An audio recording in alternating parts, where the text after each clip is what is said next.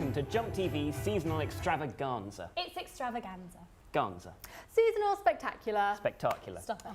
Welcome to Jump Into Christmas. Forget about that John Lewis ad and that Dr. Pepper lorry. Your Christmas 2015 starts right here. And like the very first Christmas, we're live and being broadcast all over Bournemouth University. Your book, Devil's Advocate, was given the review by The Express, which read simply, Humphreys for Prime Minister. That's got a good ring to it, doesn't it? No, it doesn't. No, it doesn't. You've never I've never considered going into politics in my life. Why not? Because I'd be pathetically hopeless at it. But if a single organisation can whip votes and influence government, doesn't it make it a lobbyist? I guess so. But that's the great thing about newspapers. You know, you're partisan. Newspapers are wild and unpredictable and yeah, exactly. You can do what they want. It's a very good answer. Do you feel confident in your rapping abilities? I'm not great, but I'm sure I will manage. The best tip I can give you is I think we're going to start it. Pick a smaller present. I picked the biggest one, and I'm really regretting it now. Small present, like a princess or like a pea. That'll be Princess difficult to and a wrap pea. though, because you just want a box, really, don't you? You do, just a small, just like a dice, an ice cube, and then it constantly gets smaller. Professor Grayling, thank you so much for coming on Spilling the Beans. It's a real pleasure. And I hear you're a bit of a fan of our title, Spilling the Beans. Yes, I think it's very clever, very good. I like it. Oh, thank you very much. Well, that quote will be going on all the merchandise. We don't currently have merchandise, but when we do, front and centre. On the T-shirt. Exactly. And the masks. Might as well make it appropriate. Really? Your first book, 1982's An Introduction to Philosophical Logic, begins with the line, philosophy's various branches closely interconnect. With the breadth of your achievements and interests, would it be fair to say that it's the interconnectivity of life that intrigues you the most? Yes, tremendously. That, I think, is my favorite host memory. Absolutely. And it shows the power that you have as a director to speak for the show, to be that commanding voice. You've mentioned before how when you're sitting in the director's chair in the gallery and by your hand an Oscar winner speaks, and when you choose that shot, the nation sees it. A linguistic friend of mine happened to mention that because Roy is French for king and Don is Italian, your name is literally Lord King King. How do you, with a name such as Lord King King, in that sort of deity-like position, how do you stop yourself from falling into a god complex that other directors have in the past? That bell means that we move on to last orders, I'm afraid, and the last round. You have 1 second to answer these quick-fire questions. I will point to the person I wish to answer. Colours of a French flag, left to right. Patagonian toothfish. White, red, green. I'm sorry, no, that's no flag at all. That's a dyslexic Italian flag, I believe. Okay, what is a hat? A cat. Hat. A hat. It's a thing you put on your head. you try. Oh, that's nice. That's poetic and factual. I'll give you 1 point. Finish the lyric. Do your ears hang low? Do they? Wiggle to and fro. Correct. Oh, well, close enough. Oh, okay. Oh, well, there was I don't know. I'll give it to you. Why not? We'll be generous, altruistic. What is the reason for missing your down low? Literally no idea. What you're This is a clue. What is your missing for reason the down low?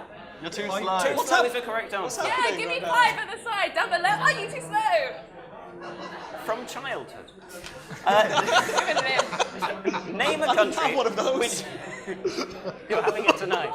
So please welcome Nerve Magazine's Laura Gill and Cassia Wordley. Welcome. Thank you. Hello. Now, Nerve Magazine, fantastic as always. What have we got to look forward to in the latest edition? A recent election poll suggested that every single seat of the Scottish Parliament could be won by the SNP. And we'll go off on your ahead. Opponents of the SNP are equally vocal too, as we discovered on the road with McLaughlin. Someone stood in front of the convoy. Do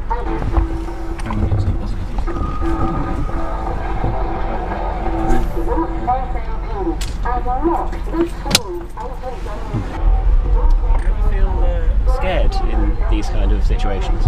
A little bit.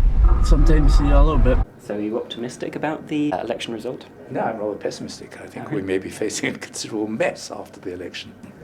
Well, that's a lovely cheery note to end on. Nowhere in the world is perfect. I'm not pointing at any country as being perfect. I mean, outside your podcast, nothing is perfect in our world, okay? So, And I think he deserves credit for that, too.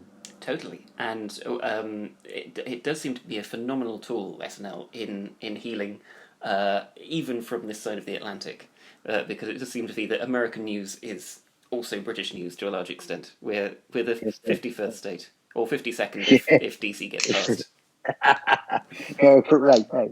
Right.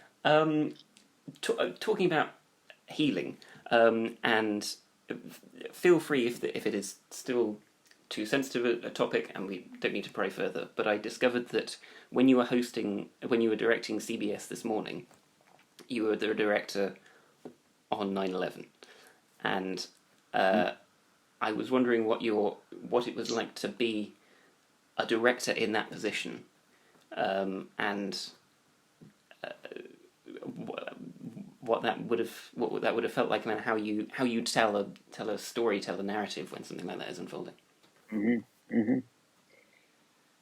Well, we were on the air live, and it was about 10 minutes before we were off the air, and I heard a producer say, "We have to do an update." My AD pointed to a monitor that was in the console right beside me, and I looked down, and it was a picture of a live shot that we had of one of the Twin Towers, and there was clearly a hole in it and smoke coming out. And we had, therefore, the first and only picture of it. We had a robotic camera on the top of the building where we broadcast from, and it was able to see all the way south to see both towers.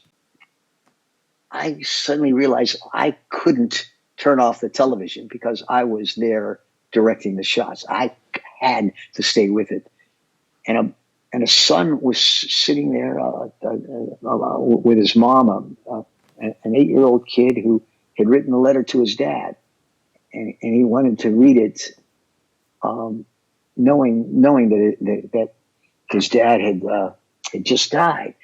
And for the first time in my career, I just was not able to talk. I wasn't able to call shots. I wasn't able to get the words out because this little boy was reading a letter to his dad, and I couldn't get up and walk away from the TV set and go talk to my wife. I had to stay there. So in that sense, it was deeply troubling. In addition, I would walk out of the building to go home, and you could smell in the air that residue, and there was still ashes floating everywhere, and sirens that were constant. And it did change the world in so many ways. But my experience is just minimal compared to most. I really appreciate you talking about that, and thank you. And it shows the power and necessity of television, in that it became, because one of my earliest memories, I was born in 96, so I was just coming to sort of memory fruition around the time, and I remember it being a major news event at that point, and it's entirely because of the medium of television, because of the emotion that it evokes, that everyone understood on a human level the importance and impact of it, as well as in the after effects of that, again, healing coming together. It did help to unite. So thank you for all the directors and people and journalists who are able to show us what we as viewers so desperately need to see. This isn't a particularly funny segment of the podcast, I realise, but it does speak to how important your medium is, and my thanks for that.